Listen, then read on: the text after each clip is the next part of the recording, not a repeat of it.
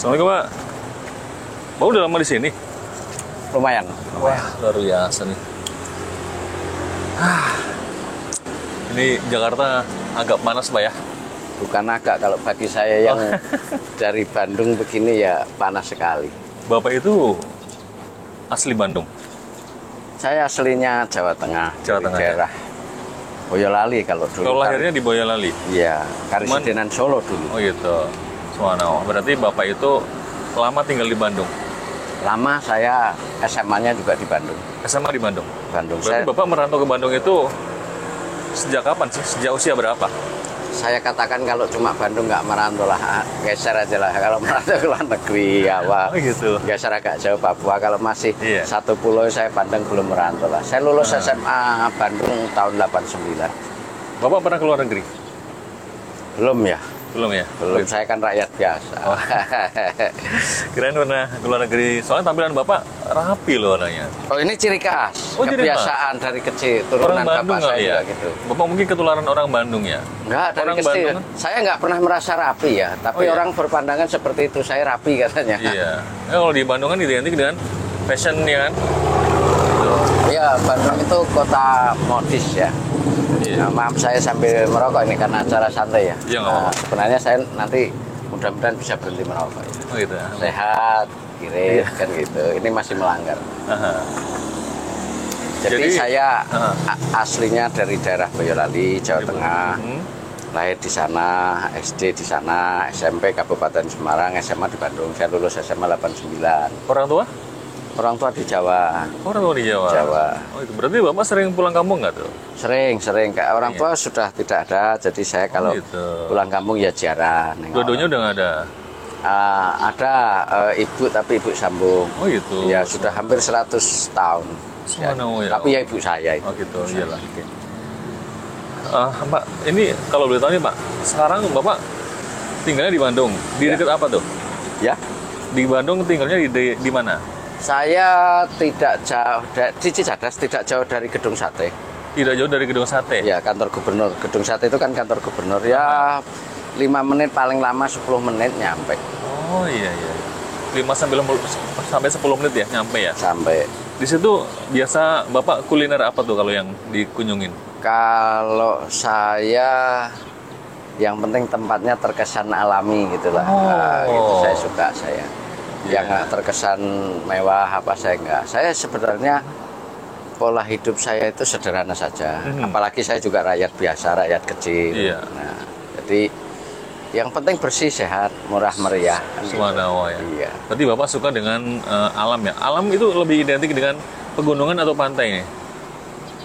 Atau persawahan? Alam biasa ya. Kalau pantai itu kan suka juga tapi nggak terlalu. Kalau alam itu ya kayak pegunungan, Suka pokoknya yang sifatnya hijau-hijau itu kan damai, sejuk gitu loh, Subhanallah. adem, ayam, tentrem gitulah Tapi kira-kira. kalau boleh tahu nih Pak, di rumah Bapak kan istilahnya di Bandung itu ya? Ya. Bapak kan tinggal di Bandung. Bapak sering nanam pohon atau mungkin ada taman-taman? Oh ya, zaman dulu itu kan saya memang senang ya menjaga lingkungan hidup. Kalau pohon itu kan gini, pohon itu apalagi yang buah ya. Itu bisa menjadi selain penghijauan, kalau ini kan teduh ya, nggak Iya, benar. bisa terlindung dari rasa panas, ya, terus ada serapannya juga iya, menarik juga iya. Iya. Terus kalau itu buah kan juga bermanfaat, buahnya bisa dipetik, Bisa dipanen lah ya. Apalagi zaman dulu ya, saya ingat yang wali kota Bandung, Bapak Dr. Haji Dada Rosada Esa. Nah, itu punya program namanya menanam pohon, 1 juta pohon. Jadi Wow. di mana-mana nanam pohon. Sering acara ngelepas burung, lepas ikan. Alam gitu ya? Nah, iya, beliau itu agak bagus lah. Berarti cinta lingkungannya itu bagus ya? Iya, kalau untuk lingkungan hidupnya cukup bagus. Tidak hanya membangun infrastruktur, tapi lingkungan diperhatikan juga? Diperhatikan, lingkungan diperhatikan. Oke. Bapak, kalau boleh tahu untuk SD-nya di mana Pak? Saya SD-nya di Boyolali, Boyolali? daerah Boyolali. SD Ya. mana tuh? SD Kaliwungu 1. Oh gitu. Ya, sebetulnya itu wilayahnya itu Kabupaten Semarang sih ya. Aha. Dulu Kecamatan Susukan, sekarang Kecamatan Kaliwungu. Aha. Ya. Kendal Kalibungu kali ya? Bukan, ada Bukan. 2 Kaliwungu. Kalau itu Kendal, Oh, beda sebelah lagi ya? sebelah baratnya kota Semarang itu ada Kendal. Iya. Nah, itu beda. Oh, gitu. Beda. Iya, iya. Makanya sering dulu ada salah kirim surat itu. Kendal Kaliwungu, Kendal yang tempat saya itu, gitu. Makanya kita harus mencantumkan kode pos ya kali ya, Ya, Andi. saya di sana. Kalau kenangan saya banyak di Bandung sama Jakarta. Bandung sama Jakarta? Ya, kenangan saya zaman Orde Baru saya senang belajar bergaul, diskusi.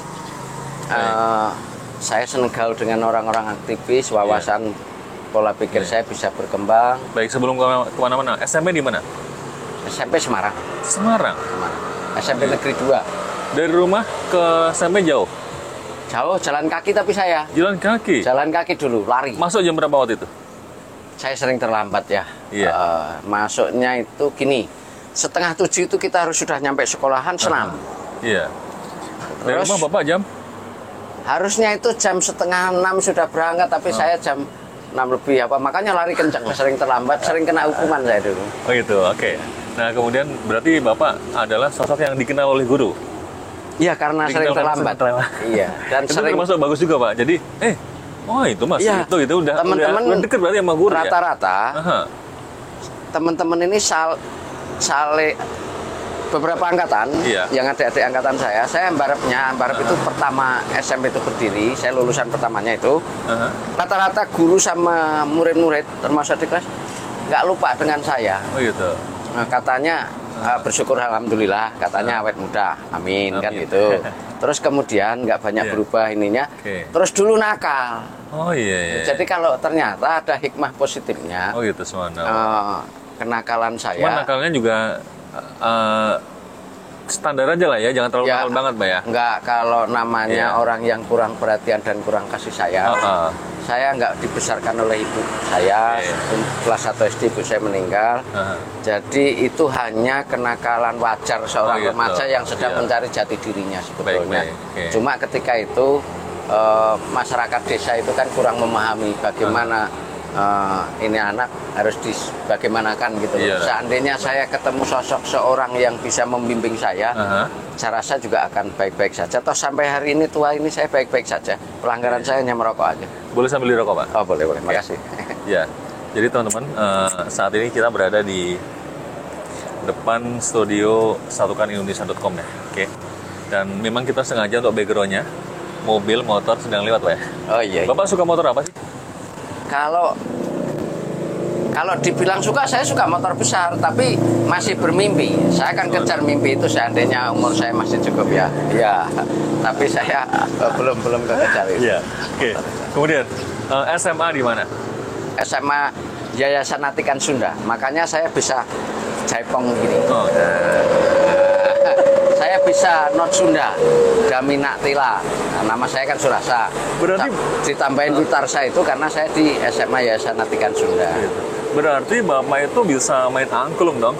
Sedikit tapi lupa. Kalau nyanyi sama not Sunda boleh nanti Iya. sepotong, misalnya Natinala itu not Sunda. Ah. Dami dadala dami Oh gitu. Danatinala dami damina, itu kayak kalau di Indonesia kan Dorima Basala Sido lah. Oh, iya. Syairnya kira-kira begini, kalau sambil sedikit Ah. Bapak Raden Oto Iskandar Surasa, pahlawan Sunda nuleper wawanena, itu dan seterusnya. Untuk apa namanya, ketukan drumnya mungkin tek tek tek Nah, ketuk iya. tilu. Iya. Jadi seni Sunda, rampak Iya. sekar, jaipong, bahasa Sunda saya bisa. Oke. Cuma logat Jawanya ini yang masih Aha. terbawa terus sampai hari ini. Medoknya masih ada lah ya. Medoknya masih ada. Untuk tadi SMA udah, kemudian perguruan tinggi, kuliah ada nggak? Saya pernah, saya punya Ya. ijazah itu, cuma nggak S1 yang bagus ya. Saya punya diploma ya. Iya. Nah, dulu saya pernah kerja di kantor konsultan pajak di Jakarta Kantor ini. konsultan pajak di Di Jakarta. Jakarta ini, ya. Terus Namanya saya, apa? ya, Namanya apa? Fidusia itu ada kantor Fidusia. konsultan pajak sama pelatihan. Nah, itu bapak angkat saya dulu, saya di situ. Namanya, beliau masih hidup kayaknya, saya juga belum sempat mampir. yang mau menolong saya, Profesor Dr. Robi Chandra MA MTH. Bos saya di konsultan pajak itu almarhum hanya Opa Chandra. Opa Chandra sudah Chandra. Chandra juga namanya ya. Berarti Bapak pernah bekerja di kantor konsultan pajak? Iya. Iya ya. Kenal kantor akuntan publik Murni Bahtiar nggak? Enggak ya. Di Dulu Pancoran sih. Dulu ada beberapa yang kenal tapi saya lupa ya, karena itu lama banget. Terus saya ambil brepit konsultan pajak AB itu di Trisakti. Oh iya. Di Kiai Tapa, Grogol, samping Sumber Waras. Kalau pulang kerja malam di situ. Subhanallah. Baik. Bapak kan dekat kampus Trisakti. Ya. Trisakti kan kalau 98 ya? Ya.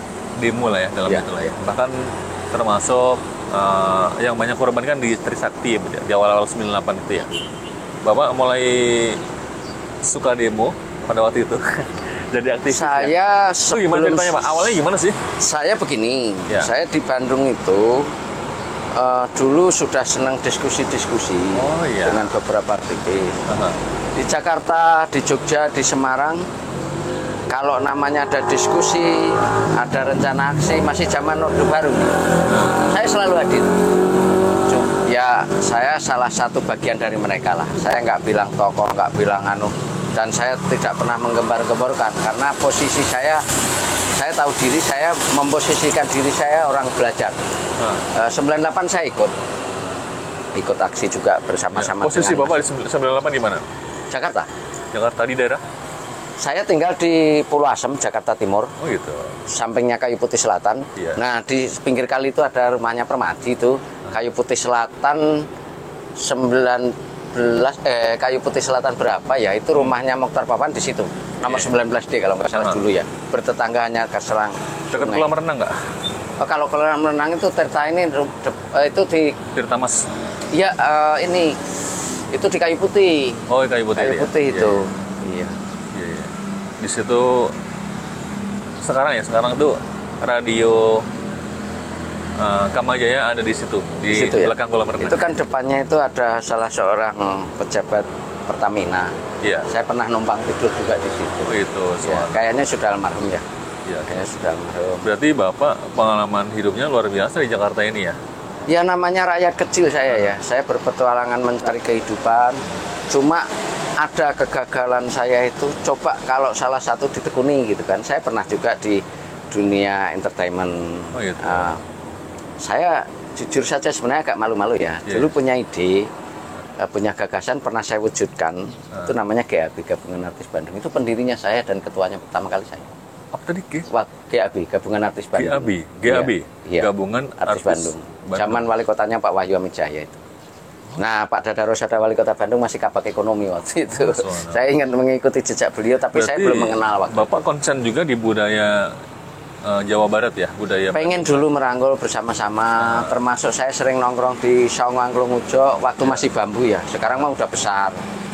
Putra-putrinya mungkin yang meneruskan ya. Waktu zaman-zaman masih ini, saya sering datang ke beliau karena termasuk tokoh angklung yang ada budaya di itu. Tapi saya kemudian aktivitas saya banyak mengadvokasi tentang ini pedagang kaki lima, korban penggusuran, UMKM yang terancam penggusuran. Di situ saya pasti ada di kota Bandung, di Jakarta, di mana-mana itu saya ada. Ya. Jadi ketika misalnya nih ada berita atau mungkin ada apa semacam ada penggusuran atau mungkin ada apa ya sesuatu kegelisahan di masyarakat, Bapak selalu hadir di situ. Bahkan saya pernah jadi ketuanya, ketua umum pedagang. Di beberapa tempat saya dewan pembina, dewan UMKM. Ya pedagang aja lah ya. Oh, iya, kalau ya UMKM lah. UMKM baru-baru ini kan. Iya. Oh gitu. Subhanallah teman-temannya. Jadi dan pertama kali pedagang kecil yang berani demo zaman Orde Baru. Saya yang. Zaman Orde Baru Bapak berani demo? Ya, menjelang reformasi itu ya. Terus saya banyak berkembang wawasan saya bergaul dengan anak-anak mahasiswa. Oh gitu. Waktu itu ya saya gaul dengan KMITB, HMI, Grup Cipayung PMII, GMNI, GMKI, PMKRI dan lain-lain. Terus Saya ingat sekali ya, waktu di Dagu anak saya baru umur 13 hari. Baik. Nah, itu ada semacam seminar, pembicaranya Profesor Dr. J. Saitapi. Anak saya masih bayi merah itu, umur 13 hari. Baik. Saking hausnya saya pengetahuan dan wawasan, saya bawa itu seminar malam-malam anak saya. Iya. Jadi anak saya yang besar, sekarang kuliah di Unpad, tahun ini, akhir tahun ini mungkin wisuda. Oke. Itu dari dalam kandungan sampai lahir bayi merah sudah saya bawa ikut demo. seminar. Oh, dari Seminar demo saya bawa kemana-mana. Makanya anak ini ya. terkenal nih. Mudah-mudahan kedua putri saya ini jadi orang penting dalam arti bisa meneruskan cita-cita saya. Yang besar namanya siapa? Anak saya yang besar namanya Caroline Christy Putri Utami. Caroline Christy Christy Putri Utami. Putri Utami. Kalau yang kecil? Valentina Dwi Febrianti. Valentina Dwi Febrianti. Iya. Valen itu lahir di bulan Februari lah, kira-kira gitu. Valentine itu kali ya. Dwi itu nomor 2. Oh iya. Febrianti itu Februari. Februari. Jadi anakku sayang ya Valentina itu gitu. yang lahir di bulan Februari gitu kira-kira. Kalau tadi yang pertama? Caroline. Caroline itu Caro ibunya. Oh, gitu. Caroline Christy. Dulu ada yang saya hapus. Ada Januari. Januari lahirnya bulan Januari itu saya hapus karena terlalu panjang. Iya. Terus belakangnya karena saya pengagum dalam pikiran ya, pengagum Albert Einstein sama Gajah Mada yang bisa menyatukan Nusantara. Benar. Belakangnya itu saya kasih mau saya kasih Januari Christy Caroline Christy Januari Christy Caroline apa ya lupa saya Caroline Januari Christy Putri Utami. Belakangnya itu pakai Albert Einstein Gajah Mada Surasa Putra gitu loh tadinya, tapi saya hapus itu. Istri saya marah-marah. Itu selain istri marah-marah, nanti yang marah-marah apa petugas pembuat KTP itu? Iya. Pak ini gimana nulisnya ya? Panjang. Saya sebenarnya dulu di Bandung waktu GAB saya pakai nama cukup panjang. Iya. Saya pakai nama Satria Ragil Surasa Sanubari Arif Wicaksono gitu. Namanya kebanggaan lah. Saya Surasa aja sebetulnya. Iya. Ragil itu karena bungsu. Baik, ya teman-teman, Chandra beberapa waktu lalu membuka Google ya, atau googling lah ya. Chandra ketik Surasa Witarsa. Iya. Surasa Witarsa, ternyata tukang demo isinya. itu belum Iya. semua ya. Dulu belum ada Google, dulu belum ada HP ya. Zaman saya mimpin demo. Hampir setiap hari, hampir setiap hari dulu saya masuk koran, masuk TV. Iya. Zaman 99, 2000, 2001 sampai 2005 itu. Kalau namanya orang awam zaman dulu masuk TV kan sesuatu hal yang gitu ya, masuk koran. Kalau sekarang sudah biasa aja dan nggak terlalu pengen.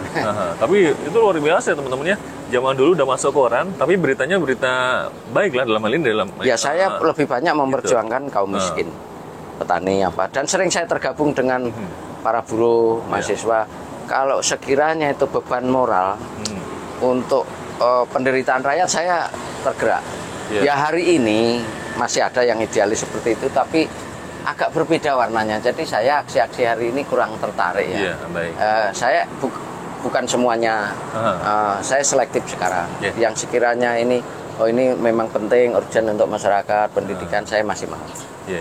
Kalau Bapak berarti dulu istilahnya ketika demo atau mungkin menyampaikan aspirasi lah ya dalam itu murni Pak ya? Saya waktu, tenaga, pikiran, biaya sendiri. Kalau saya nggak mampu mengajak teman-teman patungan. Kalau zaman Orde Baru beda lagi. Waktu, tenaga, pikiran, biaya, nyawa pun terancam. Ya Allah. Itu kira-kira. Subhanallah ya. Oke. Nah itu ketika Bapak demo itu dari istri atau mungkin dari keluarga itu mendukung nggak sih Pak? Kalau istri mendukung, kalau keluarga banyak khawatir. Oh iya khawatir. Banyak khawatir. Tapi saya ini gimana ya? Itu panggilan jiwa, kayak kebanggaan, kayak kepuasan batin. Hidup saya akan bermanfaat dan orang mengatakan lahan ibadah. Dia memang nggak dapat apa-apa. Kalau toh saya mendukung si A si B juga nggak berharap apa-apa, hanya berharap kebijakannya setelah jadi pemimpin bagus gitu loh. Ternyata sampai hari ini sedikit ya, saya sedikit sekali pemimpin ini yang saya lihat lebih ke kepentingan pribadi dan kawan-kawannya ini. Yang saya lihat malah koruptor triliunan kayak gitu juga masih berjalan. Pak, Bapak, pandangan Bapak nih ya, kan ketika anak-anak ya waktu SD atau waktu TK ditanya ya, nah, Dek, kamu kalau udah gede mau jadi apa nih atau mau bikin apa ya kan? Kan jawabannya ada yang pengen jadi dokter ya kan, pengen jadi misalnya polisi, atau pengen jadi tentara ya kan. Nah, ini ada fenomena nih Pak sekarang ya, orang. Bapak mau nanya, saya Bukan. kecilnya mau jadi apa cita-cita gitu kan? Iya. Boleh deh cita-cita lu deh dari kecil. Saya waktu kecil mau pengen jadi presiden. Presiden. Ya. Subhanallah. Ya, tapi kan tukang becak yang di sana juga itu ditanya waktu kecil juga. Saya kalau besar mau jadi tukang becak kan enggak. Nah, itu kan cita-cita untuk memotivasi diri saya. Lalu tadi SD apa TK tuh waktu itu? Waktu pengen jadi presiden? Saya dari kecil orangnya percaya diri. Oh ya. Percaya diri saya. Jadi saya suka mengoreksi diri juga, suka evaluasi. Oh, saya kekurangannya ini, saya harus memperbaiki diri saya. Walaupun toh akhirnya sampai hari ini masih menjadi korban, saya katakan korban penindasan lah ya. Saya masih jadi rakyat tertindas, artinya sistem masih membuat saya begini, atau kebijakan pemerintah atau pemimpinnya masih ini, tapi saya bukan anti pemerintah. Baik. Gitu loh, Pak. Tadi SD pengen jadi presiden, SMP? Nggak berubah. Sampai kuliah tetap pengen jadi presiden? Ya. Subhanallah teman-teman ya. Jadi kepada... Dan hari ini nafsu itu sudah hilang. Oh gitu? Sudah. Nafsu berpolitik, saya sudah nggak pengen berpolitik. Saya masih, sekarang yang saya cari, kata orang Jawa ya, golek urip, cari hidup, adem ayam, cari ketenangan lah ya, kedamaian ya. Gitu. Karena usia saya sudah tua. Lalu Pak, tadi kan saya belum selesai tuh. Jadi ada fenomena sekarang ya, orang sekolah TK, SD, SMP, SMA, kemudian S1, S2, S3. Nggak ada kopi ya, saya ngopi sendiri. Iya. S1, S2, S3, kemudian menjadi pejabat publik segala macam. Itu ujung-ujungnya pakai rompi oren tuh Pak. Itu gimana Pak? Menurut pandangan Bapak itu? Maksudnya gimana? PNS gitu. Rompi oren? Coba diterjemahkan. So, rompi oren nggak tahu sih teman-teman. Itu loh, ketangkap KPK ya kan? Oh, kayak gitu. Oh, alah. Itu gimana, saya kurang iya. iya. Itu soal mental ya, karena begini. Misalnya ya, itu kan tergoda juga. Iya. Ada yang niatnya baik, setelah di dalamnya tergoda, lihat ada peluang gitu. Ada yang memang berencana kalau menduduki jabatan dia memang pengen katakanlah maling lah ya. Kalau koruptor itu kan maling ya. Pak, minum boleh? Iya, boleh. Terus kalau tidak begitu begini, kita kadang jujur sendirian di situ juga akan tidak disukai kawan-kawan yang lainnya. Berarti itu ada istilah keterpaksaan atau mungkin jebakan juga, bisa jadi seperti itu ya? Atau di gimana negara ini banyak orang-orang nggak beres. Ya. Saya berani katakan itu. Coba diteliti saja. Misalnya saya jadi presiden, umpama saya nggak mau ngambil. Kalau saya jujur lurus 100%, terguling saya. Saya loh, ini saya, seandainya saya. Itu yang saya lihat, bisa jadi salah. Tapi itu pandangan saya seperti itu. Kalau melihat berbagai berita apa dan sebagainya. Kalau kayak gitu, ya saya bersyukur nggak jadi presiden juga. Oh gitu. Berarti memang sistem atau mungkin apa ya, istilahnya suasana yang ada menjadikan kita ke arah sana atau mungkin menjadi bangsa ini mana ya, Pak, ya? Bangsa ini lama ya. Saya orang awam, saya bukan orang ahli. Cuma yang saya lihat untuk menuju bangsa yang lebih baik, bersih, jujur dan lain-lain itu cukup lama. Membutuhkan waktu 50 tahun juga belum tentu.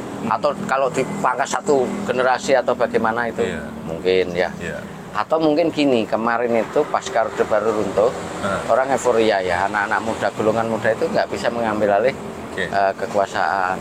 Jadi hanya bisa menggulingkan Soeharto tanpa konsep ya. Harusnya ya anak-anak muda yang ini punya konsep yang bagus supaya bagaimana sih setelah Soeharto ini lengser kan gitu. Ya perbaikan tentu ada. Nggak jelek-jelek amat juga reformasi. Tapi juga nggak bagus-bagus amat. Jadi banyak hal yang memang ke depan harus diperbaiki. Ini kata saya orang awam yang masih perlu banyak belajar lagi. Tapi kalau kalau misalnya nih, kalau kata Pak Harto ya, kalau beliau masih hidup ya, kemungkinan beliau akan bilang enak zamanku toh. Enak. Maksudnya Itu stiker kampanye itu. stiker kampanye. Stiker kampanye itu. Kan ada banyak stiker enak zaman Ya, toh maksudnya kan itu. dalam Itu ada yang menciptakan itu. Iya. Dia ingin mengopinikan bahwa enak zaman Pak Harto itu enak yang Gitu. dari sisi mana. Iya benar. Ini pribadi yang saya alami ya. Dari sisi harga beras lah ya, waktu itu kan masih murah nih adalah. Sesuai dengan situasi saat itu. Oh iya. Saya dulu zaman Pak Harto pengen punya motor susah, saya bisa punya bener. motor. Padahal Terus gitu. keamanan katanya zaman dulu bagus, enggak juga. Oh, gitu. Hukum baru mulai berjalan sekarang. Jadi orang beda-beda orang, beda-beda pandangan dan beda juga rasanya. Mungkin kalau Mas Chandra zaman Pak Harto dapat posisi menteri, hidupnya enak ya enak zamanku Oh, kan iya. gitu, enak zaman Pak Harto maksud saya. Iya. Kalau saya ya enggak, Berarti relatif lah ya, enak zamanku itu relatif lah ya. perlu diskusi panjang lebar. Oh itu benar. Perlu Teman-teman diskusi itu perlu panjang lebar. didiskusikan panjang lebar ya. Baik, oke. Nah, kita ke mengerucut Pak ya. Ya. Ini Bapak untuk saat ini kegiatannya apa nih? Sekarang di Jakarta ini. Kegiatan saya nih. Kesehari-hari lah. Oh sehari-hari. Jadi begini, Ya. saya ini saat di Bandung ya, saya itu usaha. Iya. Saya pernah terima misalnya ada iklan radio. Pernah saya kerjasama dengan Pemda iklan radio, mengerjakan seragamnya, kaosnya. Pernah dari PLN, BUMN dari kementerian itu, Werpaknya saya yang mengerjakan. Saya cari sedikit-sedikit buat makan. Ya, terus pernah acara saya borong, misalnya rapat, apa saya borong, hotelnya, tempat rapatnya. Souvenirnya. Ya. Oh gitu. Makan, tempat apa saya IO yang berarti mengurus. semacam IO lah ya. Enggak juga. IO rapat itu kayak. Saya hanya RSS memborong tuh. acaranya. Kalau IO-nya saya bermitra nanti. Oh iya iya. Terus kuliner saya buka usaha kuliner di beberapa tempat tapi kan sudah tumbang. Pada waktu itu apa? Saya Kuliner pernah ya? buka bakso mie ayam, Ya. gulai, tongseng pernah, Ya. macam-macam es pernah. Berarti Bapak bisa masak dong? Bisa karena terpaksa. Awalnya nggak bisa jadi akan menjadi bisa. Kata pelanggan apa? Bersih enak. Enak ya. Iya. Ahli Tangan apa saya tuh? sedap katanya. Paling ahli apa tuh? Masak apa?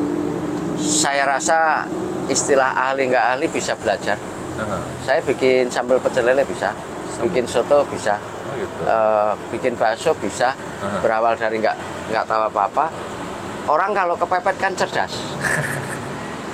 Ya, kalau Iya. punya kemauan kan jadi pintar. Kepepet di tanggal tua lah, Iya. cerdas ya. Ala bisa karena kepepet. Iya, subhanallah. Nah, Benar. gitu kira-kira. Kadang-kadang kayak Chandra ya, nanti Iya. bekerja nih. Gitu. Itu misalnya deadline tanggal 10 ya. Itu tanggal 1, tanggal 2 itu belum ada ide tuh ya. Tanggal 3, tanggal 5, tanggal 9 baru ada ide tuh. Oh iya, kerjakan deh, selesai gitu ya.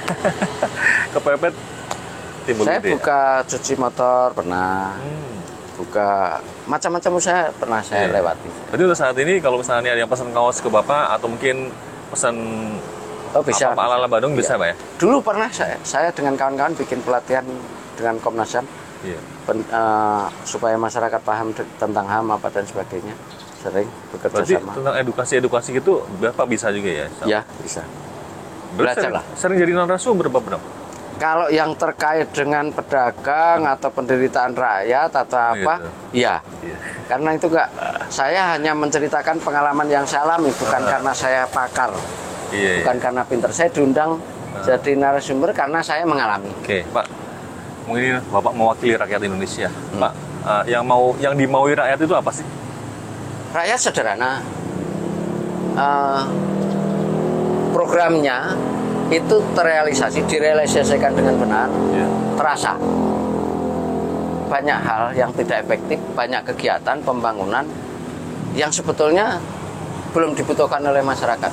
Yang dibutuhkan dalam waktu mendesak, misalnya di seluruh Indonesia aja ya, pembangunan itu merata sampai pelosok. Jalan, infrastruktur jalan, terus Listrik. yang menghubungkan, Internet. listrik, kesehatan. Internet. Kalau itu nanti Ya. internet bukan mendesak, ya mendesak nanti urutannya beda. Nah, terus peluang menciptakan pekerjaan atau peluang bekerja. Iya. Orang harus didorong berwirausaha. Terus lingkungan hidup jangan dirusak juga. Itu pengaruh besar itu. Lumbung-lumbung padi kayak di Kerawang, Sumedang, itu kan lumbung padi. Jangan jadi beton. Gitu. Bandung itu sebenarnya masih menarik, masih Berarti ada persawahan di tengah kota. Kalau bisa itu dipelihara. harus direm ya. Ya, Misalnya nih ada orang izin mendirikan bangunan di sawah atau mungkin mau membuat perumahan di tengah sawah. harusnya ada syarat. Misalnya begini, 30% saja pembangunannya atau paling banyak 40%. 60%-nya itu penghijauan, resapan dan lain-lain. Harusnya seperti itu. Iya. Kayak Bandung sekarang kan sudah Bandung lautan beton. Waduh. Astagfirullah. Jadi Mulai ada banjir-banjir. gitu. Banyak yang nggak tertangani.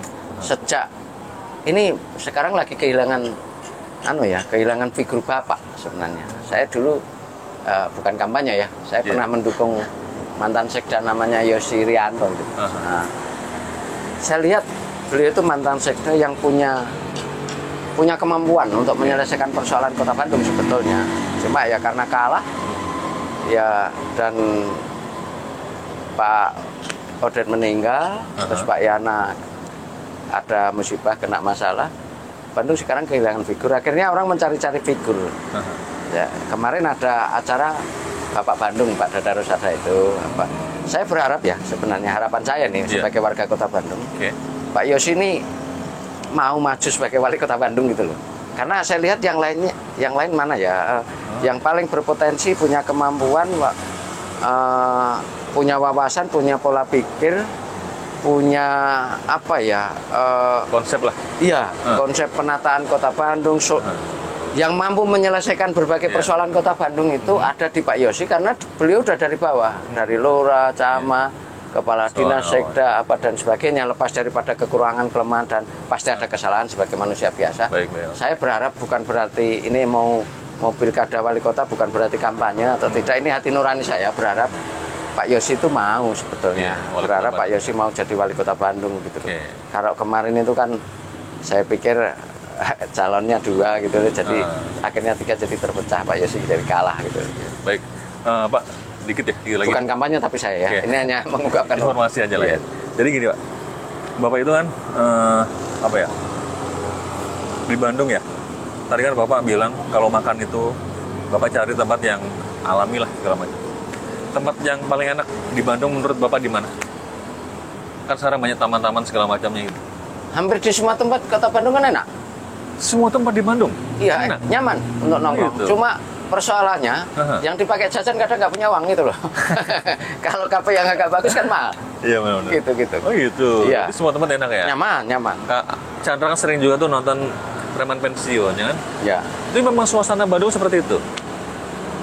Lebih bagus dari itu malahan. Suasana. Ya, Bandung itu enak kok. Iya. Saya katakan Bandung kota wisata kuliner. Saya katakan Bandung kota modis. Orang cantik-cantik, bagus-bagus. Di sana nggak ada orang jelek ya? Kata orang. Iya. Saya punya kawan ya, komandan pom dan subpom Sampit Kalimantan Tengah. Saya pusing Pak kalau di Bandung. Kenapa? Susah nyari orang jelek. Artinya orang Bandung kulitnya bagus-bagus. Saya ini rusak ini di Kalimantan. Saya sempat terdampar di Kalimantan. Jadi waktu baru datang di sana, maksud saya cuaca sama airnya saya nggak terbiasa. Dari Bandung sejuk ke sana. Bandung diciptakan ketika Tuhan sedang bersenyum ya. Itu tulisan yang ada di. Ya. Saya pernah. Beton Bandung. Pernah ada acara. Cukup menarik, puisi atau apa ya, lupa saya. Jadi Bandung itu memang lahirnya Kota Bandung di saat Tuhan sedang tersenyum. Gitu loh. Oke. Baik Bapak, ini saja. Semoga suatu ketika kita bisa berjumpa lagi ya. Bahkan mungkin bisa panjang lebar di lain waktu. Baik, insya Allah. Banyak hal-hal kalau ini profil saya baru mungkin 10% ya, masih 90% lagi. Bisa disambung di lain waktu. Baik. Karena juga saya sudah nggak tahan nih. Panas ya. Jakarta ini. Panas. Kalau nggak punya uang juga panas di kepala juga. Baik, teman-teman, itu saja hari ini. Saya Chandra. Pak, makasih Pak. Terima kasih Mas Chandra. Saya langsung pamit ke Bandung. Ya siap, makasih ya Pak. Ya. Oke.